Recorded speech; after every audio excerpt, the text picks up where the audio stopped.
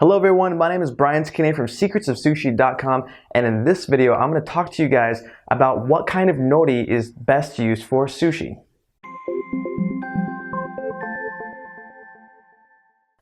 I know it can be kind of confusing going to an Asian supermarket and trying to buy nori for the first time, or even for the first few times, because there's a ton of varieties. There's different types of nori that come from China, from Korea, from Japan, and if you can't read any of those languages, it may even be hard to tell what country of origin that nori comes from.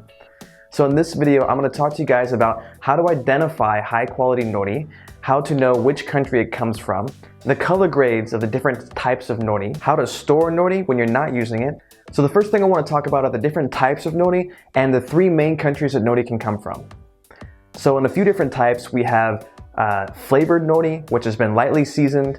We have unflavored nori, which is typically what's used in sushi. And then we also have nori that comes in different sizes. Typically the flavored nori also comes in a different size. They're usually individually packaged or they come in small rectangles. But the type of nori we use in sushi come in much larger rectangles, such as this. It's important to know what country of origin that nori comes from because the different countries will do different things when processing the nori, and really the least amount of processing that can be done is what is used in sushi. A lot of times, if you're getting nori from China, the nori has been lightly coated with oil and it's been roasted and added a little salt to it.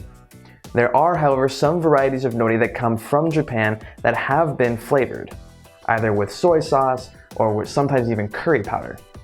So the best way to tell the country of origin that the nori came from is to actually look on the back of the package. Somewhere towards the very bottom, you may see something like Made in China, distributed by Tokyo Nori USA, or it could say something like imported by New Japan Food Corporation.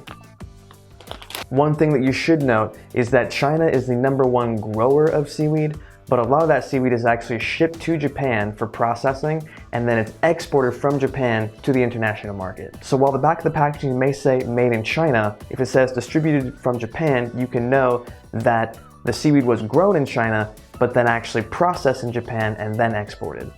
It makes it kind of complicated, but typically speaking, that type of nori should work in sushi.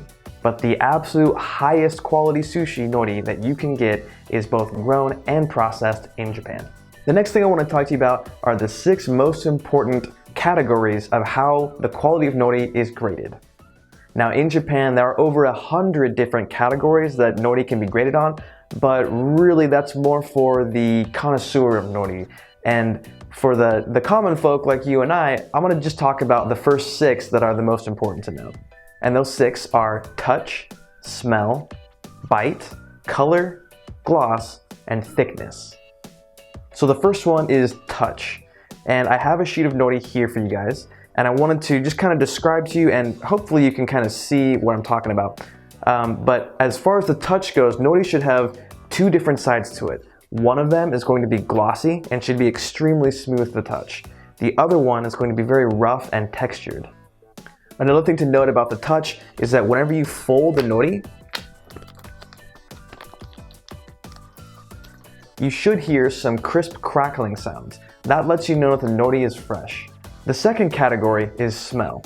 So whenever you get your package of nori, you can just open it up, take a deep breath. So the different things you should smell, you should get kind of a salty, almost a sea type smell from it. It should be slightly aromatic, but not necessarily have any kind of a fishy smell to it. The third category is the bite. And that literally means taking a piece of seaweed and taking a bite out of it. Some things you should notice if you take a bite out of a piece of seaweed or a piece of nori is that it should tear kind of like paper and almost crumble initially. And then once it touches your tongue and starts to absorb the moisture in your mouth, it should essentially melt almost instantly. If you get really high quality nori, you shouldn't have to do much chewing in order to get through it. The fourth category is color. So here I have 2 different qualities of sushi. The one to your right is the higher quality, and the one to your left is the lower quality. It might be kind of hard to see in this lighting, but one of them is definitely a lighter, more brown color, and the one to the right is going to have a darker and a much more rich green color to it. When it comes to nori, the darker the color, the better. Lower grades of nori are going to be kind of light in color and are going to be kind of a bright green or almost like a light brown. Versus higher quality nori is going to be much darker and have a much richer green color to it. The fifth category is going to be gloss. So on the back of the sheet of nori, on that glossy side, if you hold them side by side, you can kind of tell that the higher quality sushi nori is going to be a little bit glossier. But without a side by side comparison, it's honestly kind of hard to tell. The sixth most important category is thickness. Again, this is a category that's kind of hard to determine if you don't have a side-by-side comparison and almost impossible to tell if you can't actually get into the package itself. But these are the 6 most important categories that are graded when determining the color quality of the nori.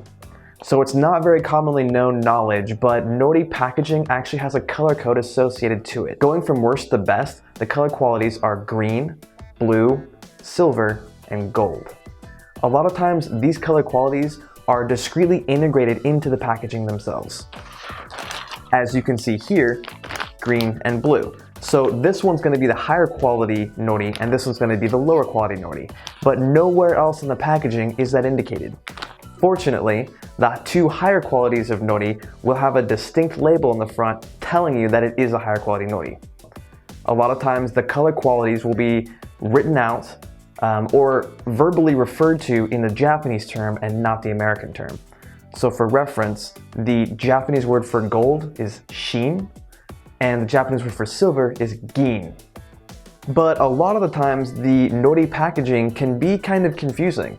Like maybe it's in a clear package, or maybe sometimes the colors are a mixture of blue and green. So it's not the most reliable way of telling the quality of the nori, but it is something that you can look out for. Another important thing to note about nori, and something you should definitely look out for when you're purchasing nori specifically to make sushi, is that there are 2 different forms it comes in: half sheets and full sheets. The product is identical. The only difference is that the half sheets have been pre-sliced to the size that we typically use in sushi, and whereas full sheets have not been sliced at all. You can use both of them, but if you accidentally purchase full sheets of nori, you'll have to cut them in half before you use them for most sushi recipes. Now keep in mind, sushi nori should always be stored in a cool, dry, dark environment. Now typically the nori packaging comes with a resealable top and an anti-moisture packet on the inside. And it's important that you always seal this back up. Make sure to keep that packet in there. And for an extra layer of protection against the moisture, you can put this guy into a 1-gallon Ziploc bag just to make sure that you're keeping as much moisture out as possible. For a link on where you can buy the highest quality nori for sushi, check out the link in the description box below. And for more information and fun facts about nori, including all of the amazing nutritional benefits, click on the link to my website at secretsofsushi.com. Thank you guys so much for watching this video. If you have any questions, feel free to drop me a line in the comments section below. And if you liked this video and you want to see more videos on how to make sushi at home, click on the subscribe box below. My name is Brian from secretsofsushi.com, and educating you guys on sushi is how I roll.